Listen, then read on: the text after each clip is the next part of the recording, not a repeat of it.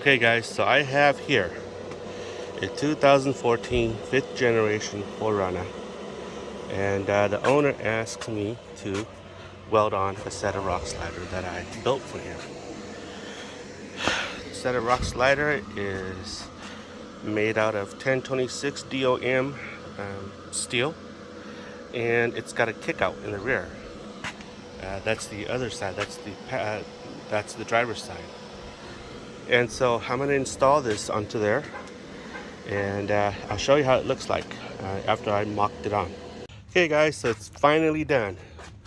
This is how she looks. You can see it doesn't stick out too far, and as you can see, this is how she looks like downstairs. Oh, I gotta take out this clamp.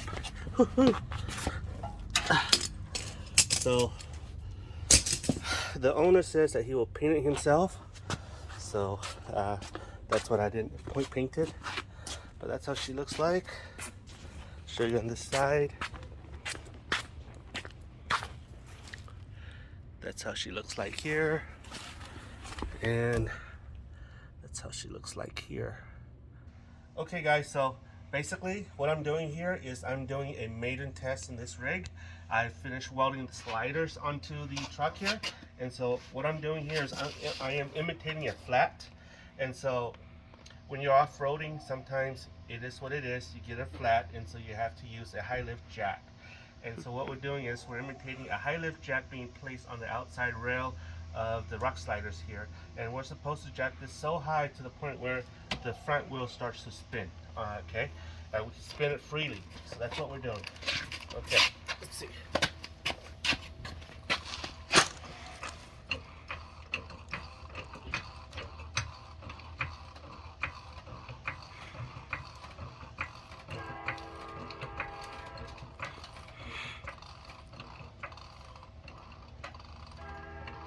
Okay, so we have lift off and the wheel is spinning by itself. Okay, and so what we're doing here now is we're testing to see if this door can open, and it can open. Okay, we still have 2-finger space, and this door we still have almost about tight 2-finger space. So that's that, guys. So let's just say that in the event of an emergency and you have a high lift jack, you can put a high lift jack here and remove the wheel off your vehicle and replace it with a good wheel.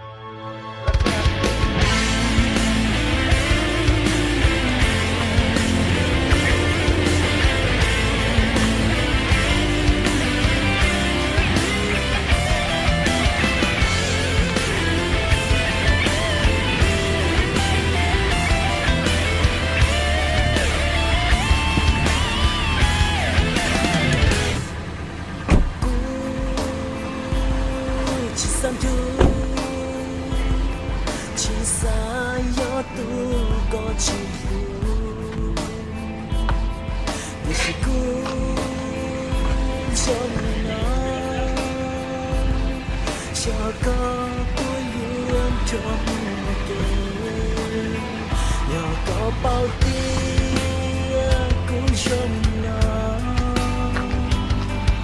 cho có trái của tao cùng mình hót lên mùa, tình nghĩa của sự sinh ra từ ta chưa từng tin lên nhau quá trời có buổi người tu. Có buồn buồn cho tú nhỏ mùa ghé son chạy của bó lên mùa vì bù chỉ cho lên từ lại nghĩa tốt dĩ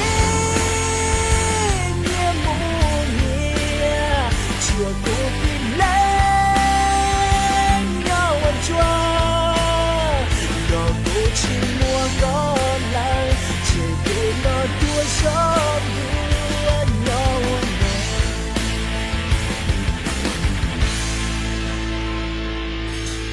có dài của ta cùn lũ nên chưa lên hoa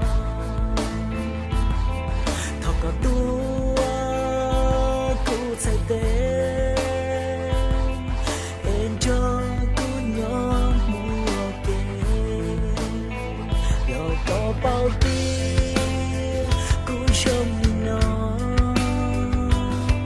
để cho có dài của tao cùng luôn nén hót lên mùa tình nghĩa của sự sinh trao từ ta chiều cùng tình lên nhau quá trời có bồi người tu cu có bồi người cho cu nhỏ mùa kế son tràn cũng mơ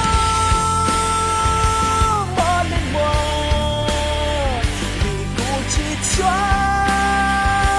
lên thiên lai nghĩa cô tính nghĩa mù nghĩa chiều cô tin lên nhau ăn chua đò cô chỉ mua con lại chiều cô nó tua sớm đuôn nhau ăn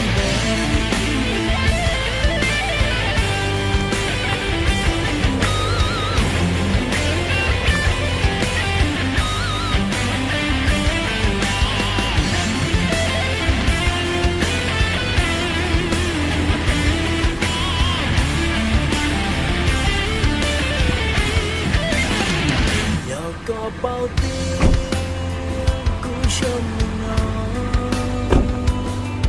để cho có dài buốt tao cùng đêm nén hót lên mùa tình nghĩa của sự sinh trao từ ta chiều